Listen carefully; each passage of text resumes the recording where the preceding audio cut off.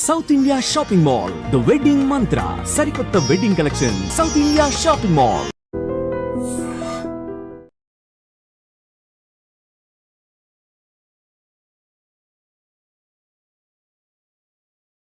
Okay. అన్నయ్య ఏం చేస్తున్నారు ఇప్పుడు? అన్నయ్య సబ్జెక్ట్ రిలేటెడే చేస్తాడు. ఓకే. యాప్టిట్యూడ్, ఇంగ్లీష్ అని 2 కోర్సెస్ ఉంటాయి యాప్లో, క్రియేటివ్ యాప్లో. ఓకే. అది ఇంటి నుంచే సేల్ చేస్తాడు. లైక్ రికార్డెడ్ వీడియోస్ ఉంటాయి, దానికి రిలేటెడ్ ప్రమోషన్ చిన్నగా టైప్లో పెడతాడు. ఓకే. ఆ వీడియో చూసిన వాళ్ళు యాప్లోకి వచ్చి అది పర్చేజ్ చేసి డెమో క్లాసెస్ ఉంటాయి 3-4 వింటారు, నచ్చితేనే కొంటారు. ఓకే. అమ్మ నాన్న సపోర్ట్ చేస్తున్నారా? ఏం కాదురా, జరుగుతూనే ఉంటాయి, లైఫ్ మూవ్ అవుతూనే ఉండాలి ఇలా అంటారా? లేకపోతే ఏదో ఒకటి చేయండి రా నాయన అంటారా? ఈజీ గోయింగే ఉంటారు అమ్మ నాన్న, అందుకే ఇంకా ఇంట్లో వాళ్ళతోనే బతకగలుగుతున్నా. లేకపోతే నువ్వు ఏందిరా ఇన్ని కాంట్రవర్సీలు, పంచాయతీ ఏంది అని భయం అవుతుంది వాళ్ళకి. ఇప్పుడు బ్రాండ్ అంబాసిడర్స్ కూడా అమ్మాయిలు చేంజ్ అవుతుంటే ఏ ఫాదర్ మదర్ కైనా గుండె దడ పెరుగుతుంది కదా. నేను వచ్చి ఇప్పటి వరకు ఒక లెక్క, ఇప్పటి నుంచి ఒక లెక్క అని చెప్తుంటా. ఓకే. ప్రతి ఒక్క అమ్మాయిని తీసుకొచ్చినప్పుడల్లా ఇప్పటిదాకా అది సరే, అమ్మాయిలకు వాళ్ళకు అందరికి ఎట్లా అనిపిస్తుంది, కానీ అమ్మ నాన్నకైతే డైరెక్ట్ బ్లడ్ రిలేషన్ కదా, ఇక్కడ ఇంకొకటి ఏదో చేసినట్టే ఉన్నాడు అని భయం అయితే ఉంటది వాళ్ళకు. కానీ వాళ్ళు సపోర్టే చేస్తారు. లైక్ రీసెంట్ గా కూడా మ్యారేజ్ బ్యూరో నుంచి ఒక మెసేజ్ వచ్చింది నాకు, మ్యాచెస్ కి చూస్తున్నారా అని. ఓకే. చెప్పండి మంచి అమ్మాయి ఉంటే చేసుకుంటా అని రిప్లై ఇచ్చిన. అది మా అమ్మకు, అక్కకు, డాడీకి కూడా చెప్పిన. వాళ్ళు ప్రొఫైల్ షేర్ చేస్తుంటే నేను అది గ్రూప్ లో షేర్ చేస్తున్నా, మా ఫ్యామిలీ గ్రూప్ లో. చూడండి మీకు నచ్చిన అమ్మాయినే చేసుకుంటా, లాస్ట్ టైం నాకు నచ్చిన అమ్మాయిని చేసుకున్నా, ఈసారి మీకు నచ్చిన అమ్మాయిని చేసుకుంటా అని. అంత సపోర్టింగ్ ఫ్యామిలీ కూడా ఉండరు కదా. లైక్ చేసుకోబెట్ట అన్నట్టే ఉంటారు వాళ్ళు. మంచిదే కదా, అంటే ఒంటరిగా ఉండిపోవాలి అని జీవితాంతం అని ఉండదు కదా. వాళ్ళకు ఒక తోడు ఉండాలి, మేము ఎన్ని రోజులు వీనితోనే ఉంటాము అనే ఫీలింగ్లు ఉంటారు కదా పేరెంట్స్. నీకు కూడా ఫ్యూచర్ లా ఉండాలి కదా అని. సో మంచి సపోర్ట్ చేస్తున్నారు. సో నేను ఏం చేసినా సపోర్ట్ చేస్తారు. అట్లని తప్పులు చేస్తే తిడతారు, కానీ నేను తప్పులు చెయ్య కదా. తప్పులు చేయరా? అంత మెచ్యూరిటీ అవుతుంది. మీరు చేసేవన్నీ తప్పులే కదా. మీరు అంటున్నారు రోజు తప్పులతో నేర్చుకుంటున్నారు. మీరు తప్పులతోటి నేర్చుకుంటలేను, వచ్చిన కష్టాలతోటి, వచ్చిన ఫెయిల్యూర్ తోటి నేర్చుకుంటున్నా. ఒక ఇంటర్వ్యూకి పోయి ఫెయిల్ అయినావో అంటే తప్పు చేసినట్టే కాదు కదా. అది తప్పు కాదు, కాకపోతే మీరు బిజినెస్ పెట్టి ఫెయిల్ అయ్యారంటే ఎక్కడో దగ్గర తప్పు జరిగిందని కదా. తప్పు జరగకుండా కూడా మూసుకోవాల్సి వస్తుంది కదా. అంటే వేరే వాళ్ళ తప్పు వల్ల కూడా ఎవరు తప్పు వల్ల అయినట్టు? ఇప్పుడు నా పైన నెగిటివ్ పబ్లిసిటీ చేసిండ్రు కదా. ఎవరు? మా దగ్గర పనిచేసిన ఎంప్లాయీస్ వాళ్ళు వచ్చి ఇక్కడ ఆర్గానిక్ అమ్ముతలేడు అని డౌట్ క్రియేట్ చేస్తే, మన దగ్గరే ఉన్న వాళ్ళు మనకి వెన్నుపోటు పొడుస్తున్నారంటే ఏం జరగకుండానే పొడుస్తారా అనే డౌట్లు కూడా ఉండదు. అందరికి అందరిపైన కోపం ఉంటది కానీ ఎవరు చెప్పారు కదా అట్లా. ఇప్పుడు కట్టప్ప బాహుబలిని చంపిండు కానీ ప్రతి సినిమాలో అట్లా కట్టప్పలు ఉండరు, హీరోలని వెనక నుంచి పొడిచి చంపేయరు కదా. ఒక్కసారి జరిగిందంటే అది వన్స్ ఇన్ ఎ మిలియన్ జరుగుతుంది, మిలియన్ టైమ్స్ లో. అట్లా నా లైఫ్ లో జరిగింది. Once in a million me life లో జరిగింది కాబట్టి అలా జరుగుతుంది. ఎందుకంటే నేను పని చేసుకుంటా, మంచినే ఉండే పర్సన్ ని నేను. పని అంటే పిచ్చి, అట్లాంటిది నాకు ఫార్మ్స్ లేకుండా చేసిండ్రు.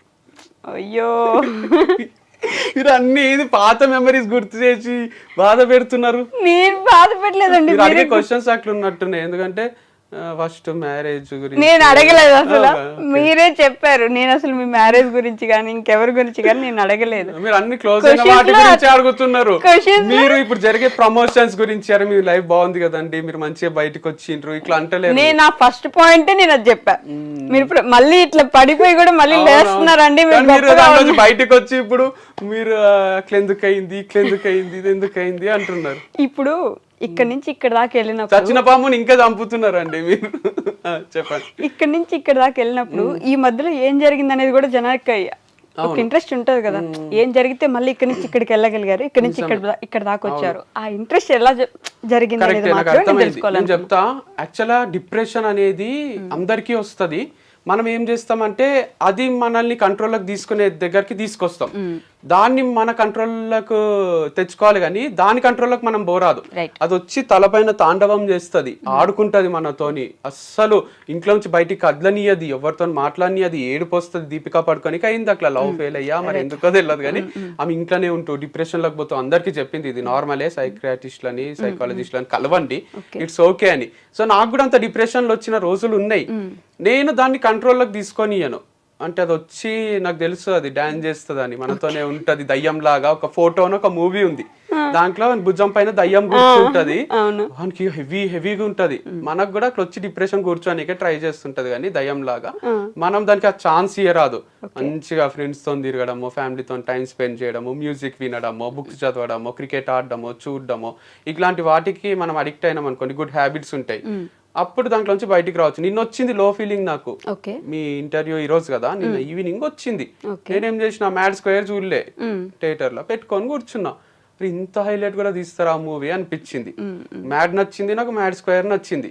అంటే ఆ హ్యూమర్, ఆ లైట్ నోట్ లో తీస్తున్నారు చూడండి మూవీస్, ఇట్స్ గ్రేట్ టాలెంట్ అనిపిస్తుంది. ఆస్కర్ ఇవ్వచ్చు వాళ్ళకు.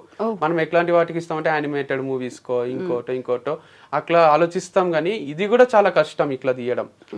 హ్యూమర్ ఎలా మెయింటైన్ చేయడం కూడా అంత పాజిటివ్ అడిక్షన్స్ ఉన్నప్పుడు మూవీస్ అని, క్రికెట్ అని ఎందుకు బాధపడాలి మనం? ఓకే, మొత్తానికి వంశీ గారు మళ్ళీ పెళ్లి చేసుకుంటున్నా అని చెప్పారు ఇప్పుడు ఇంటర్వ్యూలో.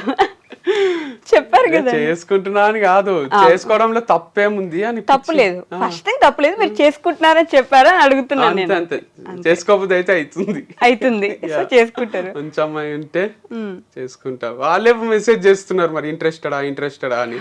నేనేం చెప్పాలి? ఇంట్రెస్టెడ్. ఇంటికి లక్ష్మీదేవి వస్తున్నప్పుడు నువ్వు చెప్పలేం కదా ఇక. అంతే. మరి మీ అన్నయ్య పరిస్థితి ఏంటి? మా అన్నకి ఇంకా టైం పడుతుంది, లైక్ ఈస్ థింకింగ్. ఇంకా thinking, he'll take time, he has his own ideology. నేను ఇంటర్ఫియర్ గాను. మీ ఇద్దరికి సెపరేట్ ఐడియాలజీ ఉంటది కదా, సేమ్ అసలు ఉంటది అనిపిస్తది. కొన్ని సేమ్ ఉంటాయి, కొన్ని సెపరేట్ ఉంటాయి. లైక్ బ్లడ్ రిలేషన్ కాబట్టి కొన్ని సేమ్ ఉంటాయి, అండ్ వేరే పరిస్థితుల్లో పెరిగినాం కాబట్టి కొన్ని డిఫరెంట్ కూడా ఉంటాయి.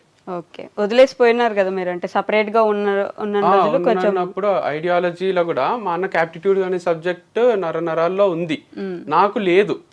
నేను ఆయన త్రూనే నేర్చుకొని చెప్పిన సబ్జెక్ట్ కాబట్టి నాకు మనసు రాదు.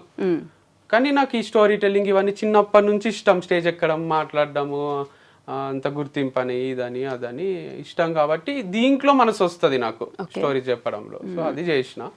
అండ్ ఈవెన్ ప్రమోషన్స్ కూడా డిఫికల్టే. ఇప్పుడు ఎవరికైనా, మా అన్నకనే కాదు, ఇప్పుడు ఒక షాప్ పెట్టిండే అనుకుందాం, మా అన్ననే ఆర్గానిక్ స్టోర్ లాంటిది, ఇంత డైరెక్ట్ గా ప్రమోట్ చేయలేడేమో అనిపిస్తుంది నాకు. మా అన్న క్యారెక్టర్ తెలుసు కదా, ఈ బెల్లం ఉంది మా షాప్ లో కొనుక్కోండి అని చేసినా మా అన్న బాగుండదు, అది చాలా డిగ్నిఫైడ్ గా ఉంటాడు కాబట్టి నేనంటే ఎవరన్నా ఏమన్నా అనుకోండి అని ఫస్ట్ వీడియోనే క్యారీ బ్యాగ్ లో తెచ్చుకోండి, మా దగ్గర క్యారీ బ్యాగ్ లో లేవు, లేకపోతే మా దగ్గర చాలా కాస్ట్లీ పడతాయి, ఇంటి నుంచి బస్తాలు తెచ్చుకోండి అని చేసిన. ఇది నేను తప్ప ఎవరు చేయలేరు అనిపిస్తుంది. మా అన్న స్టైల్ వేరుంటది. స్టోరీ కూడా టెల్లింగ్ ఒకసారి చూడండి, ఒకటి మా అన్నది ఒకటి నాది. మనది ఎమోషనల్ గా డ్రివెన్ అయ్యి హ్యూమర్ తక్కువ ఉంటది, నాకు కొంచెం హ్యూమర్ ఎక్కువ ఉండి ఎమోషన్స్ తక్కువ ఉంటాయి. క్లాస్ లో కూడా లాస్ట్ కి నేను అయిపోయింది కథ అని చెప్తా, ఆడనే కనెక్ట్ అవుతారు, నవ్వుతారు. మా అన్ననేమో story ends here but the actual story starts here అని చెప్తాడు. సో అది వేరు, అది మోటివేషనల్ వెళ్ళిపోతుంది, ప్రొఫెషనల్ ఉంటది, నాది కొంచెం హ్యూమరస్ ఉంటుంది. నవ్వించడానికి ట్రై చేస్తారు మీరు, అండ్ కొంచెం ఏడిపించడానికి ట్రై చేస్తారు. సో రెండు డిఫరెంట్ పార్ట్స్ ఉన్నాయి. ఓకే, బట్ ఇప్పుడైతే పర్లేదు, మళ్ళీ వెళ్తూ ఉన్నారు. యా అంత బానే ఉంది. సో మేము చూసినాం, నేను చెప్పినట్టు నానోకి ఈఎంఐ కట్టడానికి పైసలు ఉండకుండే మా దగ్గర పల్సర్ బైక్ ఉంటుండే, బజాజ్ ఫైనాన్స్ ఏదో దాంట్లో తీసుకున్నాము. వాళ్ళు ఇంటికి వస్తే మా డాడీ కీస్ ఇస్తే కొన్న 6 నెలలకు ఆ బైక్ తీసుకొని వెళ్ళిపోయినరు. మా అన్న వెక్కి ఏడుస్తున్నాడు, నిజాం కాలేజీలో చదువుతుండే. పల్సర్ ఎట్లుంటది డిగ్రీ బీటెక్ టైంలో తిరగాలంటే. తర్వాత మా దగ్గర ఒక బైక్ లేదు, స్కూటర్ లేదు, ఏం లేదు. ప్లాటినా తీసుకున్నాడు. ప్లాటినా అంటే 100cc బైక్, ఇదేమో 150cc. అది అంకుల్ తిరిగే బైక్ లో మా అన్నని కాలేజ్ పోమంటే మా అన్నకి ఏడుపు వస్తుండే. సో చాలా డిస్టర్బ్ ఫీల్ అవుతుంటే దానికి 2500 ఈఎంఐ ఉంటే అది కూడా కట్టకుంటే బౌన్స్ అయ్యి. దీనికి నవ్వలేదు, వెనక కెమెరా మ్యాన్స్ నవ్వుతున్నా మీరు మళ్ళీ నన్ను ఆయన అంత బాధగా చెప్తుంటే నవ్వుతున్నారు. సంతోషమే, ఆ పరిస్థితి నుంచి ఈ పరిస్థితికి వచ్చినాం కదా. సో అట్లా బైక్ ఎత్తుకపోయిన రోజుల నుంచి ఈఎంఐలు కట్టలేని స్టేజ్ నుంచి బుల్లెట్ ఇప్పించింది మా అక్క. 5,000 కూడా ఉండకుండే, 3,000 ఉంటుండే. అది అక్కనే కడుతుండే. సో ఫస్ట్ 5,000 అడ్వాన్స్ కట్టి బుక్ చేసినాం ఎర్రగడ్డాల పిచ్చాస్పత్రి దగ్గర. అది రాయల్ ఎన్ఫీల్డ్ షోరూమ్ ఉంటుండే, అడ్వాన్స్ బుకింగ్ చేసుకోవాల్సి వస్తుండే బుల్లెట్ కి. కాదు, ఇప్పుడు ఇందాక మాట్లాడుతూ రేంజ్ రోవర్ నానో కార్ అన్నారు కదా, ఇందాక ఫస్ట్ మాట్లాడుతూ ఇప్పుడు ప్రమోషన్స్ జరుగుతున్నాయి కాబట్టి నడుస్తుంది నాకు అన్నారు. మరి రేంజ్ రోవర్ ఉంది మీకు, ప్రమోషన్స్ మీద ఆధారపడి బ్రతకాల్సిన అవసరం ఏమొచ్చింది? రేంజ్ రోవర్ ఉన్న వాళ్ళు ప్రమోషన్స్ మీద బతుకుతున్నారంటే ఎవరో నమ్మరు. ఫస్ట్ రేంజ్ రోడ్ లో డీజిల్ పోయాలంటే పని చేయాలి కదా, చాలా ఖర్చు అవుతుంది. అది 7-8 కిలోమీటర్లే ఇస్తుంది మైలేజ్. రేంజ్ రోవర్ కొనుక్కున్నారు కదా ముందే. ఫ్యాక్ట్ మేము కొన్నది ఇద్దరం కలిసి లాంగ్ బ్యాక్ 6 years బ్యాక్ కొన్న, 5 years బ్యాక్ 2019 రేంజ్ రోవర్. అది దానికి ఈఎంఐలు కట్టి కట్టి కట్టి ఇప్పుడు మా సొంతమైంది తప్ప దానికి చాలానే కష్టమైంది. దాన్ని మెయింటైన్ చేయాలంటే సర్వీసింగ్ ఇస్తే తెలియని వాళ్ళు లేరు. 70,000 80,000 1 lakh కూడా అవుతుంది. మొన్న రిపేర్లు బెల్టులు అన్ని చేంజ్ చేసి 3 lakhs అయింది. 2 months నుంచి కడతలేడు మా అన్న. వాళ్ళకు సర్వీసింగ్ చేపించి తెచ్చిండు, ఉద్దర పెట్టిండు. సో ఇయ్యకపోతే ఇప్పుడు మళ్ళీ అన్ని జమ చేసి నాకు వచ్చిన డబ్బులు కొన్ని, మా అన్నకు వచ్చినాయి అన్ని ఆయనకి ఇచ్చినాం. సో ఇంత కష్టం ఉంది. అట్లని ఇప్పుడు రేంజ్ రోవర్ తీసేసి సైకిల్ కొనుక్కొని తిరగలేము కదా. సో ఎంత కష్టపడి ఇష్టంగా కొనుక్కున్న దాన్ని మెయింటైన్ చేయాలి కాబట్టి చేస్తున్నాం. కానీ మీ లైఫ్ లో ఇట్లా అంటే ఒకసారి మోటివేషనల్ స్పీకర్ అయ్యారు, ఒకసారి బిజినెస్ మ్యాన్ అయ్యారు, ఇంకోసారి ఒక ఫామ్ నడిపించారు, మళ్ళీ ఇంకో ఫామ్ నడిపించారు, ఇప్పుడు మళ్ళీ ప్రమోషన్స్ చేస్తున్నారు. అంతకుముందు మీరు చెప్పినట్టు కాలేజ్లో బాయ్ గా చేశారు. ఒక్కొక్కటి ఇట్లా మార్చుకుంటూ ఎందుకు వస్తున్నారు? ఒక్కదాని మీద ఎందుకు స్టిక్ అవ్వలేదు ఎప్పుడు కూడా? నేను స్టిక్ అయ్యా కావాలనుకున్న పరిస్థితులు స్టిక్ గా అనియలేదు చాలా సార్లు. ఇప్పుడు టీచింగ్ చేసిన తర్వాత నేను దీనికోసం పుట్టలేదు అనిపించింది. ఇష్టంగానే చెప్పిన సబ్జెక్ట్ కూడా నాకేమి అది బ్లడ్ లో అనువనువున లేకుండే. అంటారు కదా, నచ్చిన పని అన్నా చేయాలి, వచ్చిన పని అన్నా నచ్చినట్టు చేయాలి. నేను వచ్చిన పని నచ్చినట్టు చేసిన. తర్వాత ఒక దగ్గర ఛాన్స్ దొరికినప్పుడు వదిలేసిన. ఎప్పుడు మూవీ ఇండస్ట్రీలో అవకాశం వచ్చింది దిల్ రాజు సార్ దగ్గర. ఇంత పెద్ద అవకాశం, డైరెక్టర్ అయిపోతాం మణిరత్నం లాగా వాళ్ళలాగా మనము అని కంటిన్యూ చేసిన. అమలాపురం పోయినప్పుడు షూటింగ్ లో దాంట్లో కొంచెం ఇన్సల్ట్లు అయితే సార్ కి, డైరెక్టర్ కి, అందరికి చెప్పిన. ఇన్సల్ట్ అయినా అంటానే నేను ఇంట్లో డాడీకి చెప్తానే అన్నని అక్కని తిడతారు కదా, అట్లా వాళ్ళందరినీ పిలిచి తిడతారు అనుకున్నా. వంశీని మంచిగా చూసుకోవాలి, కానీ ఫ్యామిలీ వేరు, ఆ ఫిలిం ఇండస్ట్రీలో ఆ ఫ్యామిలీ వేరు అని తర్వాత అర్థం. ఏం తిట్టలే, నువ్వే అడ్జస్ట్ అయిపో, వాళ్ళకి చెప్పు నేను పని చేసుకోవడానికి వచ్చిన, మీరు నన్ను ఏమనకంటే నువ్వే గట్టిగా చెప్పు, ధైర్యంగా చెప్పు అని ధైర్యం ఇచ్చిండ్రు. నేనేం ఎక్స్పెక్ట్ చేసినా వాళ్ళే పిలిచి తిడతారు అని. అది జరగకపోయేసరికి నేను ఇక్కడ ఉండలేను, ర్యాగింగ్ అవుతుంది, నాకు నచ్చలేదు అని వచ్చేసిన. సో లైఫ్ ఏం ఆగిపోదు కదరా వంశీ, నువ్వు ఏది కావాలంటే అది చేసుకో అని మా డాడీ చెప్పిండు. తర్వాత మళ్ళీ కొన్ని రోజులు టీచింగ్ చేసిన, స్ట్రగుల్ అవుతున్నా, నచ్చని పనులు చేస్తున్నా. సో మనసులో ఏదో ఉంది, చేసే పని వేరుంది. సో అట్లా చేస్తూ తర్వాత ఒక యాప్ ఓపెన్ చేసిన, అది ఫ్లాప్ అయింది. తర్వాత ఈ ఫార్మ్స్ డిస్కషన్లో దాంట్లో బతుకు తెరువు కోసము ఎడార్లు ఉన్న వాళ్ళకు తెలుస్తుంది నీళ్ళ వాల్యూ అన్నట్టు. ఆల్మోస్ట్ టఫ్ సిచ్యువేషన్స్ లో మాకు వాల్యూ తెలిసి మేము కష్టపడి గ్రో అయినాము. సో తర్వాత ఇదే కంటిన్యూ చేసిన. ప్రమోషన్స్ ఎందుకు చేస్తున్నా అంటే, ప్రమోషన్స్ కూడా ఏం ఫీల్డ్ చేంజ్ చేయలే నేను. అప్పుడు నా ప్రమోషన్స్, ఇప్పుడు అందరు ప్రమోషన్స్ చేస్తున్నా. I'm enjoying it. అండ్ మీరు అన్నట్టు ఎందుకు మారుస్తున్నారు అనడానికే కూడా తప్పేముంది. కేఎఫ్సి పెట్టిన అతను 60 years కి పెట్టిండు. ఆయన అన్ని మార్చుకుంటూ వచ్చి ఫ్లాప్ అయ్యి స్టార్ట్ చేసిండు. బిల్ గేట్స్ వాళ్ళు కూడా చాలా లోస్ హైస్ చూసే సక్సెస్ అయిన వాళ్ళు ఉంటారు. ఈవెన్ రజనీకాంత్ కూడా కండక్టర్ గానే చేసిండు కదా. కండక్టర్ గానే ఉండాల్సిందే, ఒకటే ఫీల్డ్ లో నువ్వే బస్సులు కొనుక్కోవాల్సిందే, వేరే కండక్టర్లను తీసుకోవాల్సిందే అంటే సూపర్ స్టార్ కాదు కదా. సో అట్లా సద్గురు కూడా ఇప్పుడు పెద్ద స్పీకర్, ఆయన లెక్చరర్ గా చేసిండు, ఎంఏ లిటరేచర్ అవి చదువుకున్నాడు, ఏమేమో పనులు చేసి అన్ని ఫెయిల్ అయ్యి ఇప్పుడు ముసలాయన అయినాక సక్సెస్ అయ్యిండు. సో అట్లా పెద్ద సక్సెస్లు చూసిన వాళ్ళందరూ 100 పనులు ట్రై చేసిన వాళ్ళే ఉంటారు. అట్లా 100 పనులు ట్రై చేసి ఎక్కడో దగ్గర ఆగుదాం అనుకుంటున్నారు. అంటే అదే ఫార్ములా పాటిస్తేనే జరుగుతుంది అట్లా లైఫ్ లో. Maybe life is making me even more stronger. ప్రతి దానికి రెడీ చేస్తుంది అనుకుంటున్నాను. రెడీ అయినారా మరి? అంటే ఇన్ని తట్టుకున్న తర్వాత ఆటోమేటిక్ గా గుండె కొంచెం స్ట్రాంగ్ అవుతుంది, మైండ్ స్ట్రాంగ్ అయింది. ఎందుకంటే రాహుల్ ద్రావిడ్ ఒకటి చిన్నగా చెప్తా, ఆయనకు అవకాశం వస్తలేదు ఇండియన్ క్రికెట్ టీమ్ లో. గంగూలీకి, సచిన్ కి అందరికి వచ్చింది, ఆల్మోస్ట్ సేమ్ ఏజ్ గ్రూప్ వాళ్ళు. ఎందుకు వస్తలేదు అని బాధపడుతుండేనంట. ఇంట్లో ఊరికే కూర్చుంటున్నా అనే ఫీలింగ్ వస్తుండే. కాకపోతే ఆయన మొత్తము రంజీ మ్యాచెస్ అన్ని ఆడి గేమ్ అంతా ఇంప్రూవ్ అయిపోయింది ద్రావిడ్ది.